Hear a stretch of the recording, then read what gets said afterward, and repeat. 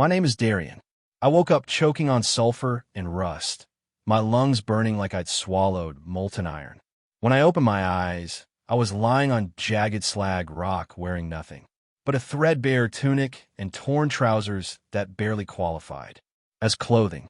Two emaciated children were scavenging through a pile of rusted tools nearby, their hollow eyes watching me like vultures. I staggered to my feet, every muscle screaming, and looked around. My stomach dropped. I was standing at the entrance to the ash vein mines, a massive network of collapsed tunnels that gaped like rotting mouths in a mountainside. The mine itself was a sprawling industrial graveyard. Rusted mine carts on broken rails, splintered support beams jutting from slag heaps, and everywhere the bones of those who died in the collapse 30 years ago. But the mine wasn't empty. People lived here. Families had built ramshackle shelters inside the more stable tunnel mouths, scavenging or scraps and salvaging metal to trade. The village of Ashvane lay a mile down the mountain. But hundreds of the most desperate survivors made their lives in the mine itself, too poor even for the village's slums. Then a voice spoke directly into my skull. System activated. Welcome, host. Initial reward package unlocked. 50 tons of preserved food. One mercenary captain summoned. A blue screen flickered before my eyes. Behind me, I heard the crunch of boots on slag. A man in black iron armor stood there, hand on his sword hilt, smirking at me like he knew exactly how screwed I was and how much fun fixing it would be.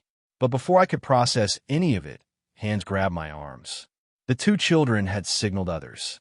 5 adults now surrounded me, their faces gaunt masks stretched over skulls. One of them, a man with no teeth and weeping sores on his neck, patted down my tunic with practiced efficiency. Nothing, he spat. Not even a copper. Another woman found my pocket watch. Broken. Worthless. She threw it in the slag. Wait, I croaked. My throat felt like I'd gargled broken glass. I don't. The toothless man backhanded me. I hit the ground hard. Tasted blood. The armored figure behind me hadn't moved. Daily yield deposited. Access stockpile. The blue text burned in my vision. I scrambled backward, desperate to escape both the scavengers and the impossible words in my skull, and rolled behind a collapsed smelter that reeked of ancient char. That's when I saw it. Grain sacks, dozens of them, stacked in neat rows that shouldn't exist. Salted meat wrapped in oilcloth. Barrels marked with clean water symbols. All of it materialized from nothing, sitting on the toxic slag like a hallucination made solid. 50 tons. The system hadn't been lying. I pressed my back against the smelter, hyperventilating. This wasn't possible. None of this was possible. I've been a logistics clerk in my old life, tracking inventory spreadsheets and wondering if I'd ever amount to anything, and now a scream cut through my spiral. The scavengers had found the food. They came around the smelter like a wave of bones and desperation, and the sound they made wasn't human. It was the sound of people who'd forgotten what full bellies felt like, who'd watched their children die of starvation, who'd do anything for a single mouthful. The toothless man reached the grain first. He tore a sack open with his bare hands and shoved raw wheat into his mouth, choking on it. Others clawed at the meat. A woman knocked a child aside to reach a water barrel, and 3 of them turned toward me. Because I was standing between them and more food, I scrambled backward. Wait, I can share. That didn't hear me. They couldn't hear anything except their own hunger. The first one lunged. I threw up my arms. Help me. Summon available. Deploying asset. V-Crows the unbranded. The air split apart. One moment there was empty space beside me. The next, a man in black iron armor stood there, his sword already clearing its sheath. He moved like violence made flesh. 2 steps forward, blades singing through fetid air. The first attacker's arm separated from his body at the elbow. The second's throat opened in a red smile. Blood sprayed across the grain sacks. The surviving scavengers scattered like rats, dragging their wounded with them, leaving behind nothing but wet crimson stains on the food I'd apparently manifested from nowhere. The armored man, V-Crows, flicked blood from his blade and turned to face me. His face was weathered leather stretched over sharp bones, Iron gray hair, cropped military short. A decade of scars mapped his cheeks. His eyes held the bored patience of a predator who'd stopped counting kills years ago. You summoned me. His voice was gravel. That makes you my employer. What are your orders? I opened my mouth. Nothing came out. My hands were shaking.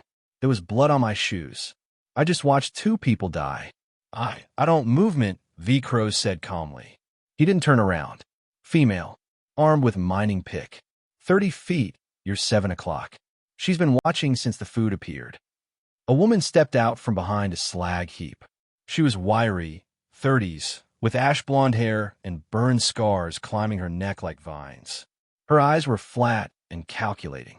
As she studied the impossible pile of supplies, the corpses, the blood-spattered mercenary, and finally me. You're either the luckiest fool in Ash Vein, she said, or the deadest man walking. I found my voice. Who are you? May the Cindervale. Pit boss before the collapse. She didn't approach. Smart. That food. The slag lords will hear about it within the hour. Scavengers talk. Scavengers always talk. Schlach lords. Mitha's scarred face didn't change expression. They control the 3 zones. The mine operations, the water, the road out. They use starvation like a leash. Anyone with resources becomes a target. She paused. They're human traffickers. The last man who showed wealth in Ash Vein was skinned alive in the town square. Took him 3 days to die. The blood drained from my face. I looked at the massive stockpile behind me. 50 tons of food, sitting in plain sight, already spotted by desperate survivors who would spread the word to anyone who'd listen. I'd painted a target on my back before I even understood where I was. And I had maybe hours to hide all of it, or become the next man screaming in the square. The abandoned shaft smelled like rot and rust. But it had what I needed, darkness deep enough to hide 50 tons of food. Here, May pointed her flickering torch at a collapsed side passage. The slag lords cleared the upper levels years ago. They never bother with the deep shafts anymore. Too much bad air, too many cave-ins. I was already moving grain sacks, my clerk's arms burning with the effort. V-Crows worked beside me in silence, shifting 3 sacks to my one. The mercenary hadn't spoken since I'd explained the situation, but his efficiency said enough. This colony used to feed the whole Iron Empire's forges, Maida said, helping me roll a barrel of salted meat into the darkness. Blaquite ore, most valuable mineral in the continent. Then the main shaft collapsed, killed 4,000 workers in a single day. She kicked a loose stone into the void below. The Empire didn't even send burial crews, just sealed the roads and left us to rot. That explained the desperation. The hollow faces, the way those scavengers had looked at bread like it was a miracle. We worked for 2 hours. My shoulders screamed. My back felt like someone had driven a spike through it. But we moved every crate, every barrel, every sack into the depths of Shaft 7. Then the blue screen appeared. Storage space unlocked. Dimensional inventory now accessible. Current capacity, 500 tons. Objective, distribute resources to establish influence. Reward, expanded capacity. First milestone, feed 100 individuals. Progress, 0/100. I stared at the words glowing in the darkness. The system wasn't just giving me food, it wanted me to give it away. Build influence, create something, but giving food away meant exposure. Every person I fed was another witness. Another mouth that could talk to the wrong ears. What is it? V-Crows asked, watching my face. The storage space, I said slowly. It's not just hiding. It's dimensional. The slag lords can't find it. Can't steal it. It exists somewhere only I can access. I reached toward the blue screen and felt something shift in my mind. The sacks we'd just hidden, I could sense them now. Could pull them out with a thought. Could make them vanish just as easily. V-Crow's scarred face showed nothing. Then we fortify, hide everything, let the chaos pass. Then move when we understand the terrain better. It was good advice. Pragmatic advice. The kind of advice that kept mercenaries alive through wars and betrayals. But I looked at Mitha's hollow cheeks. Thought about those children who'd been scraping lichen off cave walls for nutrition. No, I said. We distribute. Carefully. The pit district first, the families living in the tunnel mouths. Small amounts. Enough to matter, not enough to draw immediate attention. V-Crow's jaw tightened. You're painting a target. The target's already painted. Those scavengers saw the stockpile. Word spreads in a place like this. You said it yourself, Maida. People talk. I pulled a sack of grain from my storage space, feeling this strange sensation of matter appearing from nothing. If I'm going to be known as a man with food, I might as well be known as the man who shares it. The distribution took 3 hours. Maida led me through passages I would have missed, narrow crawl spaces connecting abandoned equipment rooms, drainage tunnels that opened into makeshift shelters where families huddled around dying fires. The first mother I gave grain to didn't believe me. She kept asking what I wanted, what the catch was. When I told her to just feed her children, she started crying. Her son, maybe 6 years old, face gaunt as a skull, ate his first solid food in months. He chewed so slowly, savoring each bite like it might be his last. It probably would have been without me. We hit 40 families, then 60, then 80. The news spread faster than we moved. By the time we reached the deeper tunnels, people were already waiting for us. Not demanding, not threatening, just hoping. Standing in doorways with empty bowls and empty eyes, not quite believing that someone was giving instead of taking. Progress. 87/100. The sun was setting by the time we finished.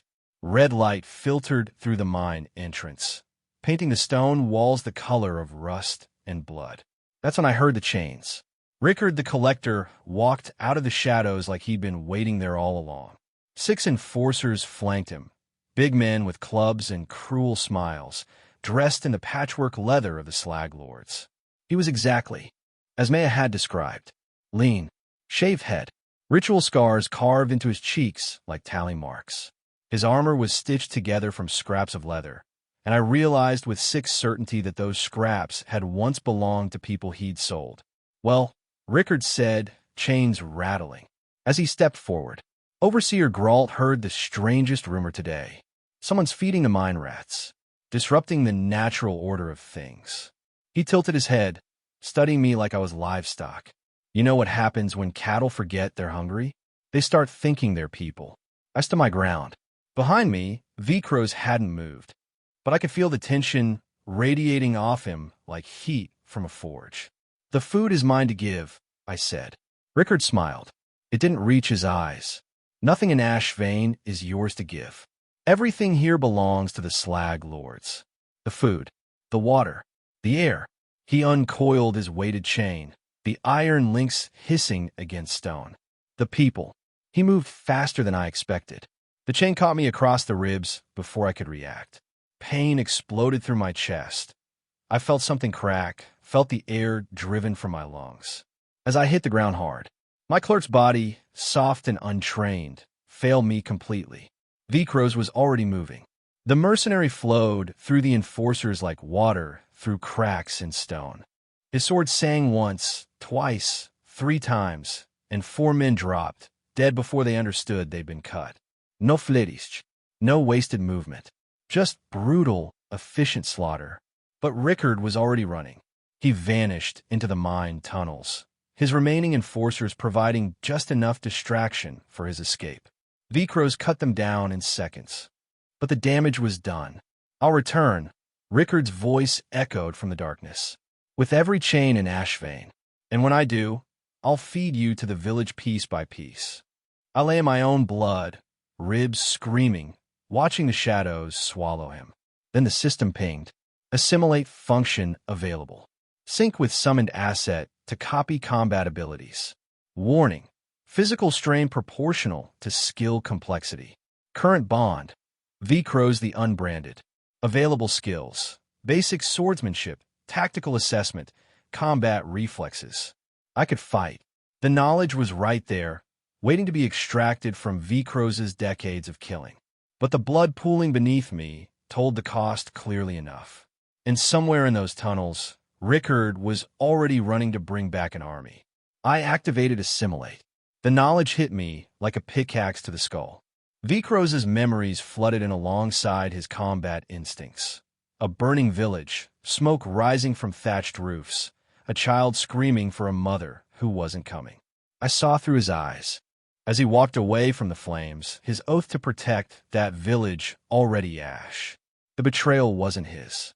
Someone had paid more. Someone always paid more. My hands found the hilt of the fallen slag lord's sword.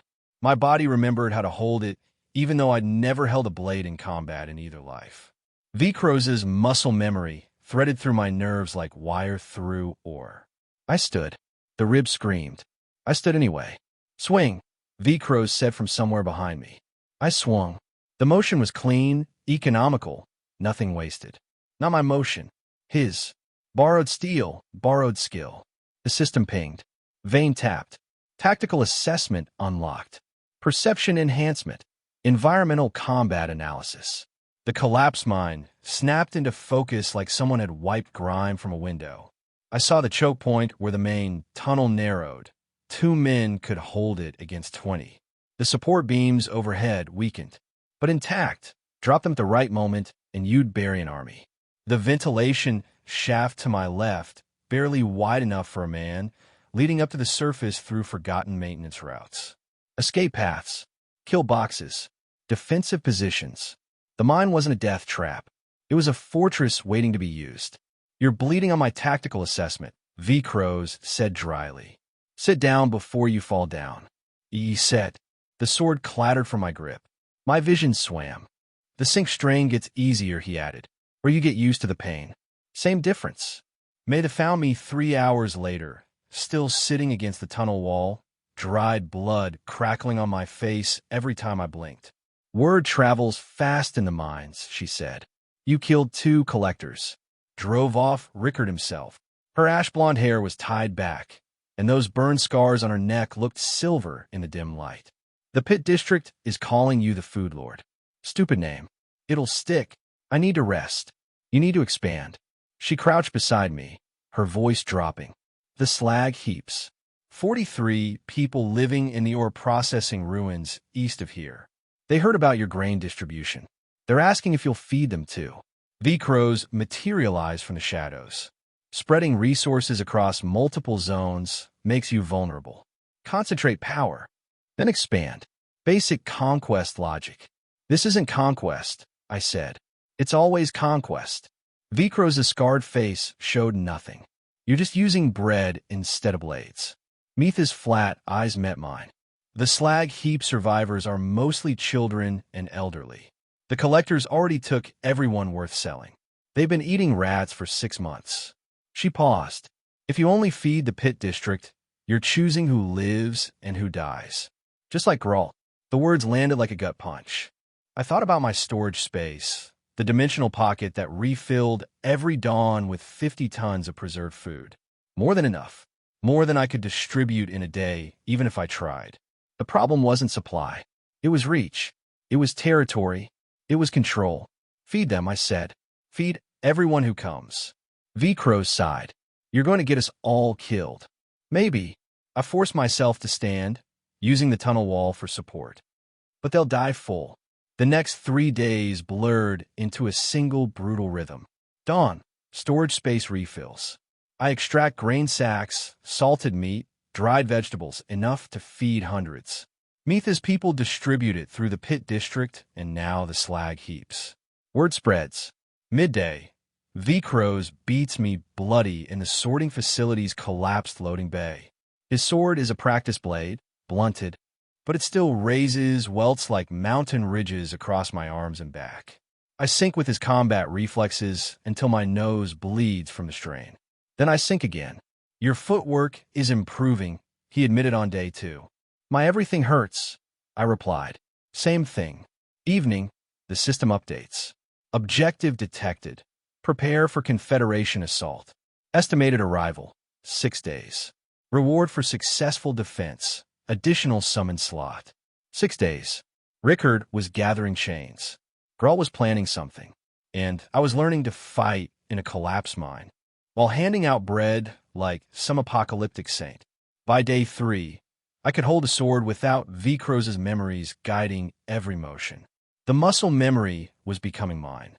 Not as clean, not as deadly, but mine. The emissary arrived at sunset. She was barely standing, a woman in her 40s, skin stretched over bone, wearing rags that might once have been a dress. The collectors had shoved her through the tunnel mouth and retreated, laughing. "Message from Overseer Gralt Thornwick," she rasped. Her voice cracked on every word. "Surrender the food source. Reveal your supply lines. Submit to Slag Lord authority." She swallowed hard. "Or ash vein burns." I looked at her hollow cheeks, her trembling hands, her eyes that had stopped hoping years ago. "When did you last eat?" She blinked. "What? Food. When did you last have any?" 4 days. Maybe 5. Confusion flickered across her face. The message, "Sit down." I pulled a grain cake from my storage space. Then a water skin. Fresh. Clean. The woman's eyes went wide. As moons. "Eat. Drink. Then you could deliver my response." She ate like a dying animal, desperate, choking, tears streaming down her face. V-Crows watched impassively. Maida watched me. When the woman finished, I crouched beside her. "Tell Gralt I'm not surrendering anything. Tell him every person he starved is eating tonight. Tell him his empire is built on empty bellies, and I'm filling them." I helped her stand. "Tell him to come see for himself what happens when people aren't afraid anymore." The woman nodded, still trembling. She turned toward the tunnel mouth. Then she stopped. "He controls the well," she whispered without looking back. "The only clean water in Ash Vein. Everything else is poison from the old collapse." Her voice dropped lower. "Your food won't save anyone if they die of thirst first. Are you really willing to let people suffer just to make a point?" She disappeared into the darkness. I stood there, the tactical assessment still buzzing in my skull, suddenly seeing a new kind of choke point. One I couldn't fortify, couldn't ambush, couldn't collapse a tunnel to block. 50 tons of food a day meant nothing without water. And Gralt controlled every drop. 3 children dead before sunrise.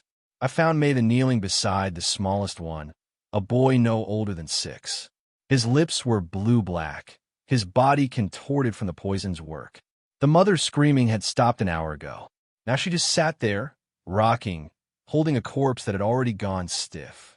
Gralt's men came through the north shaft at midnight, Maida said without looking up. Dumped something into every water cache we had. By the time people realized, she stopped. Swallowed. "The children always drink first. We make sure of it." The crowd gathering behind me wasn't grieving. They were angry. "You said you'd protect us." A man with a pickaxe scar across his face shoved through. "You said food would change everything." "Food doesn't matter if we're dead." "Hand him over." Someone in the back. "Give the food bringer to Gralt, and maybe he'll stop." I felt the weight of their stares. Felt something else, too, a familiar buzz at the edge of my vision. Blue mineral lines crackled across my sight. Emergency extraction triggered. The system text pulsed urgently. Crisis detected. Water monopoly creating mass casualty event. Method: seize or destroy enemy water control infrastructure. Reward: expanded territory control. Population capacity plus 500. Warning: objective requires direct confrontation with hostile forces. I dismissed the screen. Looked at the mother, still holding her dead son. "I'm not handing anyone over," I said to the crowd. "And I'm not asking you to wait anymore. By tomorrow, Gralt's well won't matter." The angry man laughed bitterly. "Ow! You gonna make water fall from the sky?" Something like that. I turned and walked toward the tunnel where V-Crows waited. The crowd parted. Not because they believed me, because they had nothing left to lose by letting me try. V-Crows had already sharpened his blade twice by the time I reached him. He did that when he was thinking. The rasp of stone on steel was his meditation. "The compound's layout," he said without preamble. "Gralt keeps 20 men inside at all times. Another 30 in the outer perimeter. His quarters are in the old mine operations center. Reinforced walls, single entrance, elevated position." "I know." "Then you know there's only one efficient approach." He set down the whetstone. "We going tonight. I kill Gralt. While he sleeps, Without a head, the Slag Lords fracture. Rickard will challenge for succession. Others will resist. They'll be too busy fighting each other to maintain the well monopoly. And the people inside? The prisoners? Vikros' expression didn't change. Acceptable losses. Not to me. Then you'll lose more than 3 children, Darien. He stood, sheathing his blade. Your food strategy works because you haven't faced a real enemy yet. Geralt is real. His men are real. Mercy is a luxury you can't afford. May they arrive before I could respond. She was breathing hard, covered in tunnel dust. There's another way, she said. The old maintenance tunnels run directly beneath Geralt's compound. They're unstable. One of my demo charges in the right spot brings the whole structure down. The prisoners die. She met my eyes, along with Geralt, his lieutenants, and every enforcer inside. One explosion. War over. Your mining zones stay safe. I looked between them. The mercenary who saw surgical violence as efficiency. The survivor who'd calculated that some deaths prevented more deaths. They weren't wrong. Both plans would work. Both plans would make me exactly like Geralt, someone who decided which lives mattered and which didn't. Show me the tunnels, I said to Maida. All of them. Every route into that compound. Darien, we go in through the tunnels. We free the prisoners first. Then we deal with Geralt. Vikros laughed. It wasn't a pleasant sound. Suicide. You're describing suicide with extra steps. Then don't come. I didn't say that. He grabbed his sword belt. I said it was suicide. I followed worse orders for worse men. Maida shook her head slowly. If we're caught underground, there's no retreat. No reinforcements. We die in the dark, and everyone who believes in you dies when Geralt retaliates. I know. Then why? Because I died once already, bargaining with a boar I should have run from. Because I got a second chance and swore I'd use it to be better than the world that killed me. Because if I can't save people without becoming a monster, then the system picked the wrong vessel. I didn't say any of that. What I said was, because someone has to try. Maida stared at me for a long moment. Then she pulled a hand-drawn map from her vest. There's a collapsed section near the 3rd sublevel. I can shore it up with salvaged timber. Takes us directly under the holding cells. She traced the route with a scarred finger. But we move quiet or we move dead. For hours later, we were crawling through darkness, so complete I couldn't see my own hands. The maintenance tunnel stank of rust and stagnant water. Maida led, her movements practiced, silent. Vikros followed, his armor, somehow, making no sound at all. I synced with his combat instincts and felt the familiar pressure behind my eyes. Borrowed skills settling into borrowed muscle memory. The headache started immediately. I ignored it. We emerged through a cracked drainage grate into a chamber that made my stomach turn. Cages. Rows and rows of cages made from salvaged mine equipment. Inside each one, human beings. Emaciated, hollow-eyed, some wearing the patched clothing of village dwellers, others in the rags of mine workers. Not prisoners. Product. Trafficking shipment, Vikros murmured. They moved them through the Rust Road checkpoint to settlements down the mountain. Buyers pay in food, medicine, weapons. Geralt's real power isn't the well, it's the supply chain. A figure in the nearest cage lifted her head. The emissary, the woman I'd sent back with a message of defiance. Her face was purple with bruises, one eye swollen shut. Blood crusted her split lip, but she recognized me. You, she whispered. You came. I moved toward her cage. The lock was crude iron. I could break it with the tools in my storage space.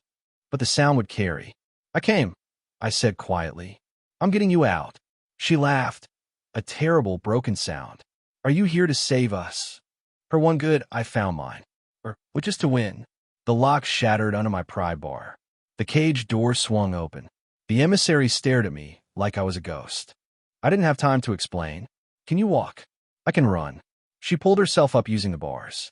There are 30 more in the back chambers. Vikros positioned himself at the tunnel mouth, sword drawn. You have maybe 4 minutes before their patrol rotation brings reinforcements. I moved to the next cage. Another lock. Another freed prisoner. A young man with miner's calluses, his eyes hollow from dehydration. He stumbled out and immediately looked for something to use. As a weapon. Stay behind me, I told him. Help the others move. The system pulsed blue across my vision. Liberation protocol initiated. Influence expanded. Daily yield increased. Plus 5%. Third cage. Fourth. Fifth. Each lock I broke sent another notification scrolling past. The prisoners weren't just grateful. They were angry. Months of captivity, of watching friends sold down the rust road, of waiting to become someone else's property. That anger was useful. Incoming. V-Crows called. 3 Slag Lord enforcers rounded the corner at a sprint. V-Crows moved like water around stone. 1/2, a brutal kick that sent the third man crashing into the wall. He didn't kill them, just disabled. Keep moving, he said without turning. I broke the 7th lock. The 8th. A woman emerged, clutching a child who couldn't have been older than 4. The kid didn't cry. She learned not to. Loyalty earned. Territory claimed. By the time we reached the inner compound, I had 43 freed prisoners at my back. Some had armed themselves with chains from their own cages. Others carried mining picks salvaged from the walls. One elderly man moved with the careful precision of someone who'd once been a soldier. My storage space hummed. The system was responding to the expanded territory. I could feel new supplies materializing in that invisible dimension. More food, more tools, more everything. The compound's central chamber was a converted ore sorting facility, all iron grating and dim lantern light. Geralt waited on a raised platform where supervisors once watched workers break their backs. Rickard flanked him, chains coiled around his forearms. 8 more enforcers spread in a loose semicircle. Darian Corval. Geralt's piggy eyes swept over my ragged army. You've caused quite a mess. I stopped 20 feet from the platform. The freed prisoners spread out behind me, filling the chamber with angry bodies. Let me make this simple, Geralt continued. Leave Ashvane. Take your food. I'll let everyone here walk out alive. He smiled, and it was the smile of a man who'd made this calculation before. The alternative is messy. Civiliansti. Your little rebellion becomes a massacre that I blame on desperate refugees. He was confident. Of course he was. This had always worked before. Counteroffer, I said. Surrender. Face the people you sold. Take what's coming. Geralt laughed. Rickard. The collector moved like a striking snake, chains whipping toward me with weighted ends designed to wrap and bind. I synced with V-Crows. The pain was immediate, like someone had poured molten iron into my muscles. 40 years of combat experience flooded my nervous system. My body screamed that it couldn't contain this much knowledge. I moved anyway. Rickard's first chain whistled past my ear. As I ducked under it, reading the arc from his shoulder tension. His second strike I caught on my forearm guard, letting the chain wrap before yanking him off balance. He was faster than me. Stronger, probably. But I had decades of mercenary instinct telling me exactly where he'd step next. We fought through the sorting facility like 2 predators, neither willing to make the mistake that ended it. My blade opened a cut across his ribs. His chain caught my thigh, nearly dropping me. I kept moving through the agony. 3 exchanges. 5. 7. On the 8th, I saw the opening, the tiny hesitation. As he committed to a killing strike, I stepped inside his guard, my blade stopping a hair's breadth from his throat. Yield, I said. Rickard's eyes were wide. Not with fear, with confusion. He'd expected to die. He'd expected me to be like everyone else who'd ever held power in Ashvane. Why, he asked. Because I'm offering you something better. My arm trembled from a sync strain. Food. Purpose. A chance to build instead of destroy. Where you can die here with the system that made you what you are. He looked at Geralt. At the enforcers who hadn't moved to help him. At the freed prisoners watching with hungry eyes. His chains hit the ground. Kill them. Geralt screamed. Kill them all. Nobody moved. The enforcers had seen what I could do. They'd heard about the mine territories where people ate daily, where families weren't sold to pay debts. They'd spent months pretending they didn't notice the hope spreading through Ashvian's tunnels. He can't feed you, I told them. I can. Every day. For the rest of your lives. One by one, they stepped back from Geralt's platform. The overseer's face went purple with rage. Traitors. Cowards. I built this, you build a cage. Mitha's voice cut from the crowd. I hadn't seen her arrive. We're done living in it. The freed prisoners surged forward. Grawl tried to run, but there was nowhere to go. They didn't need my permission, and I didn't try to give them orders. I turned away. Phase complete. Resource unlocked. Water purification unit, industrial grade. Materializing in storage space. I pulled the purification unit from storage, a massive apparatus of copper pipes and filtering chambers that would have taken the Empire's engineers a month to construct. It materialized piece by piece, as I directed workers to assemble it near the compound's water intake. Clean water. Real water. Not the toxic runoff that had been slowly killing everyone in the mines for 30 years. Dawn broke through the compound skylights.